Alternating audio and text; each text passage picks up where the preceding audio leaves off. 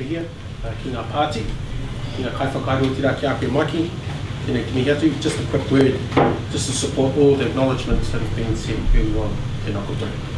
Now, I'm quite a novice to this type of arena. I was led to believe, though, that I was highly qualified for this debate, but I learned quickly, though, that it wasn't my exceptional debating skills that I had while I was selected. Mainly was because I was a Māori party member. Anyway, the reason why I decided to represent today for the Māori Party is because I actually believe hardcore in their philosophies and their values, especially in terms of how they guide the Māori Party, how to interact with each other and with others. Now, and also using values to help find solutions to problems that are facing this country.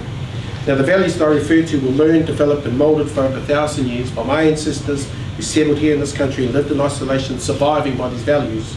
Now, to look after and care for each other, from the elderly to the young, in all aspects of life, is an aspect, a value that we call manaakitanga. Now, these are some of the values, well, that's one of the values that identify us as Māori, as a distinctive people in the global cultural mosaic. Now, before we can look ahead, we need to gaze back to the past to give us the ability to move forward with pride, building a strong foundation for our house. Now, we're going to have to go here, but we're going to go to the treaty. Now, the Treaty of Waitangi is New Zealand's founding document. In 1840, it was signed between Māori and the Crown. The treaty gave Māori and Pākehā a special relationship to this land. Pākehā, majority of the people here, were granted a permanent golden passport to this country. Unfortunately, though, for my people, the treaty favoured one partner, namely the Crown, over the other, which is where I sort of struggle to find some rationale and comprehension on why most of the parties, not all though, want to displace the treaty, because basically the treaty is our exclusive rights to this country. That makes Māori and Pākehā special in this land. So it's very important that we know a little bit about our history. Now, what we want is what everyone wants, and that's to have equality and fairness for all. And of course, being the Māori Party, well, our emphasis is on Māori initially, but not at the expense of the country.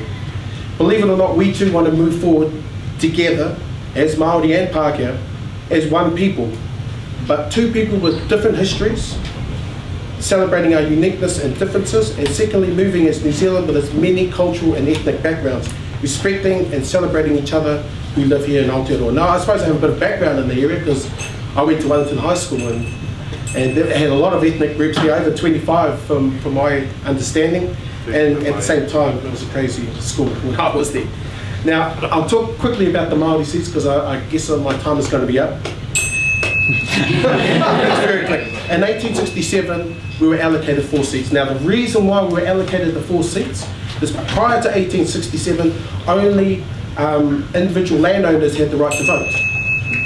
Now, a group of gold miners asked for the right to vote. They weren't individual landowners. The Crown buckled and gave Māori a minor concession of the 4 seats. Now, that's a bit of history there. But I'll try and endeavour to answer any questions aimed at the Māori Party.